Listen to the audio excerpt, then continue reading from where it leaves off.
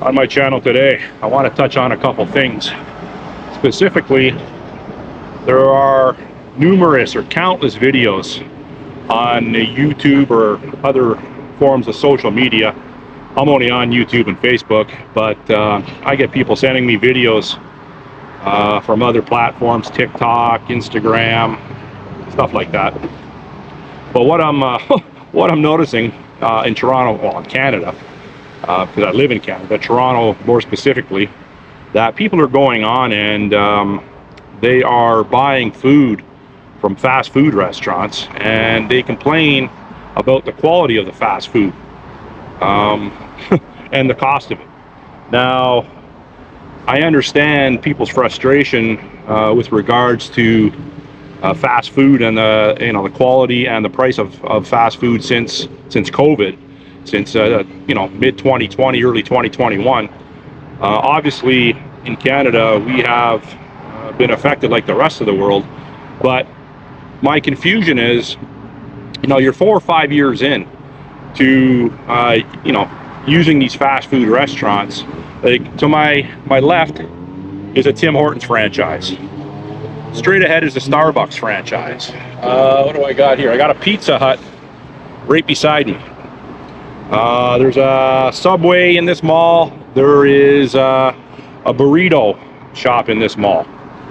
Now, I've been in a few of them in this mall. This is my local mall. I've been in a few. The Tim Hortons, I know the manager in there. I know some of the long-term employees in there, not by name, just by face, and we say hello and exchange pleasantries. Before I stopped going in, I don't go in to fast food restaurants anymore for that reason. I don't want to get sub-quality food, potentially food risk with regards to contamination, cross-contamination, all that sort of thing. And you know what? I understand the price of everything's expensive, so I don't have to complain about that every time I go into a fast food restaurant. And if you go into any one of these restaurants, the Tim Hortons, the Pizza Hut, I got an Osmos Mediterranean food over there, burrito shop, Wendy's in this mall, and down there Subway, and the Starbucks. Like I said, I've been in most of them, and I'll guarantee you, if you go in there right now, there'd probably be no one in any of those stores that would identify as white. So now, does that come across as an off-color or a little insensitive comment? Well, no, it's just being fact-based. If you go into Starbucks, which I don't go in at all, I've been in a Starbucks from the inception of it being in Canada, maybe less than 10 times. And I used to go in just for their lemonade. Their lemonade was good. I don't know if it still is. I used to put vodka in it. I don't drink no more. So there's zero need for me to go into Starbucks. I don't know who works in there, but I do. But anyhow, so my point being, last month in Canada, we lost 41,000 jobs. The job market shrank by 41,000. It is now being released that our immigration is bringing in 80,000 a month. We're a little bit over, actually. We're averaging over 80,000 per month immigration. So you're losing 40,000 a month in jobs, and you're bringing 80,000 people in. The government of Canada subsidizes immigrant workers into unskilled jobs. So a lot of these businesses here are owned by people that are non-white, and that's straight across Canada. So a lot of them, what they're doing, they're hiring non-white people, and that's just the way it is. So, like, for people that are young students that were born in Canada, grew up in Canada, their parents were, their grandparents were, they're having a very tough time finding work. They have a very high rate of unemployment, I believe, between 18 and 25, something like that. But unemployment as a whole in Canada is taking a drastic hit. So the minimum wage in Ontario right now is $17.20 an hour. I believe that works out to between $650 and $700 a week, top of my head, before taxes. So just say you take home $550, $560 take home on a 40-hour work week. So you're taking home $2,200 a month, $2,400. A one-bedroom apartment costs that. It costs $2,200. So what do you have left to live on? I understand it's unskilled labor. Maybe people don't understand that when they immigrate to Canada, that the cost of living here is astronomical. But I'm also to understand, and I'm under no illusions that people that come to this country know the loopholes on how to get government money, government subsidies, government subsidized housing, government subsidized food programs. I understand that. But what it's doing, it's flooding the market with people that come from countries where food safety isn't at the forefront. Food service, hospitality service isn't at the forefront. You know, there's all sorts of videos. You can watch some white Karen or white Darren, you know, complain about the quality of Tim Hortons. You know, you can do that all day long, or any other fast food restaurant for that matter. But equally, you can go on YouTube and you can watch videos of countries, and I'll use this as a specific example, in India, where street vendors literally use their feet to make food. And that is no joke. I'm not embellishing that. I'm not saying they all do that, but so you come from that culture, that environment. You come to Canada, Tim Hortons maybe puts you, I don't know what the onboarding program is for Tim Hortons, but maybe they bring you to a boardroom somewhere at head office. They show you, you know, a 4 or 5 hour video with food safety preparation on how to safely prepare food. Then you come to the store level, and the manager, who he or she is so busy they don't even remember your name, and they just feed you to the lions. So then what happens? People that look like me go into these stores and they get frustrated. There was an incident in, I believe, Mississauga last week, where a guy about my size, a bigger guy, he appeared to be white. They caught him on camera in a Tim Hortons. I think he threw a drink at one of the employees, or slapped the drink off the counter at one of the employees, spat on the employee, and apparently made some racial slurs to the employee. Now, that, I don't know if the audio was caught on tape, but everything else with regards to what I just described was visually caught on tape. So, you know, people get frustrated with the language barrier. People get frustrated with the quality of food they're getting. People get frustrated with the amount they got to pay for what used to be half the price 4 or 5 years ago. Do you get better service? Do you get better quality food in a Starbucks? I don't know. But what I do know is, you know, their menu's different, so you can't get the same things. But I know it's a lot more expensive. So I understand people's frustrations, but you're directing the frustration at the wrong person. It's not that person's fault at the store level that they're, you know, they're giving you poor product. It's the training, it's the culture, it's the language barrier, it's the money. They're not surviving on what they get paid. And now, I'm not to say the person buying the food is surviving either, because I know they're not either. So it's a vicious circle, and we're all in it. So my point with this is, don't get mad at the people that work in the stores. You know, they were given false hope by being allowed to immigrate here. False hope. Secondly, the government knows what they're doing. Specifically, the Liberal government knows what they're doing. They're collapsing the economy. They're collapsing the medical infrastructure. They're collapsing the legal infrastructure, and they're collapsing the housing market and the job market. So they know exactly what they're doing. So instead of getting mad at an employee that you deem, you know, shouldn't be in this country, no, that's not the way it is. If they're allowed in legally, and they're in this country legally, whether it be a work permit, landed immigrant status, and they're applying for Canadian citizenship, and it's not their fault.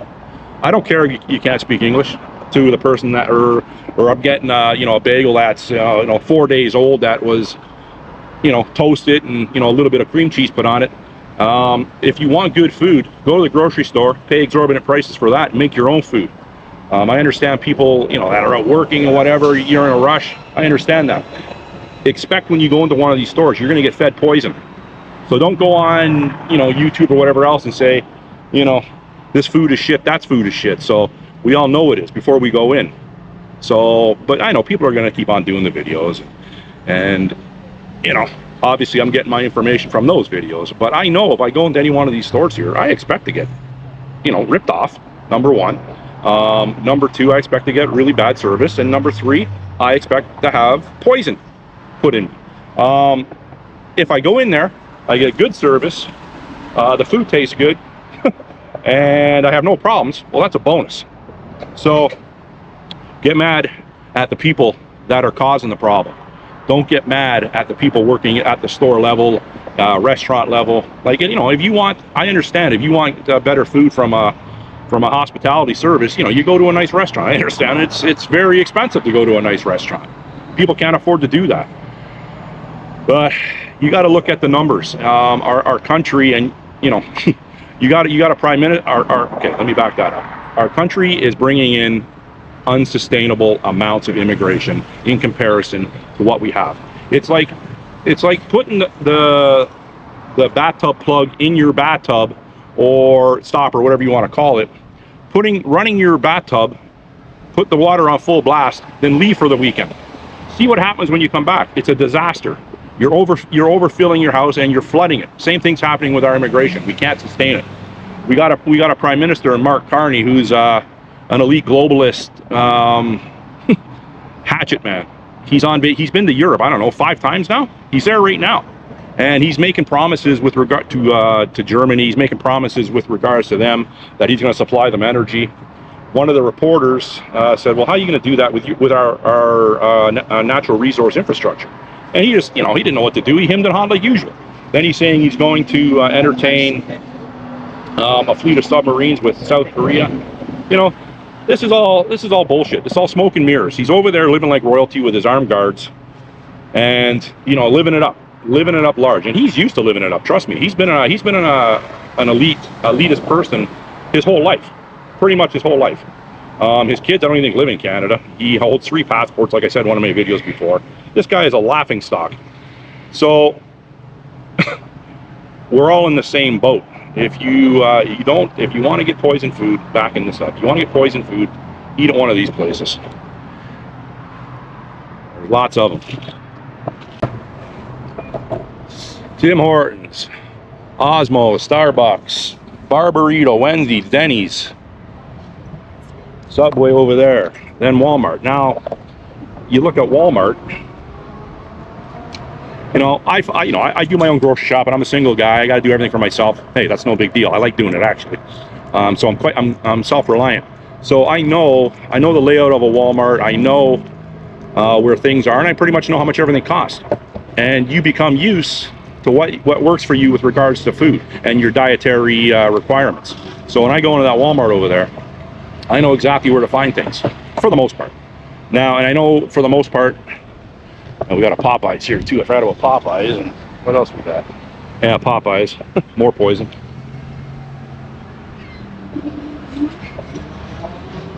And I know how much I'm going to spend. Now, some days I don't go into Loblaws. Today I went to Costco's down there with a buddy, and I pretty much knew what I needed down there too. And I'm telling you, it's a great deal at Costco's. You get good quality, and you get good prices. But for a single person, the quantities, the pack sizes are, you don't want to waste anything. So anyhow, no problem. I'm good at portioning things. I have deep freeze and blah blah blah. But some days I don't go into Walmart because I don't want to deal with frustrated people. And what I mean by frustrated people, I mean liberal fatigue. Everyone is pissed off. Now, if you're shopping at a Walmart, for the most part, if you're shopping at a budget food chain, you're in there to save money, obviously. Or there's a product in there they make, like one of their name brand products that you want, and that's fine. And I have no problem with myself shopping at Walmart or anyone else. Now, there are more expensive stores in Ontario and Canada, Toronto, like Loblaws, Fortino's on the outskirts, and Zehrs, which are Loblaws owned, I believe.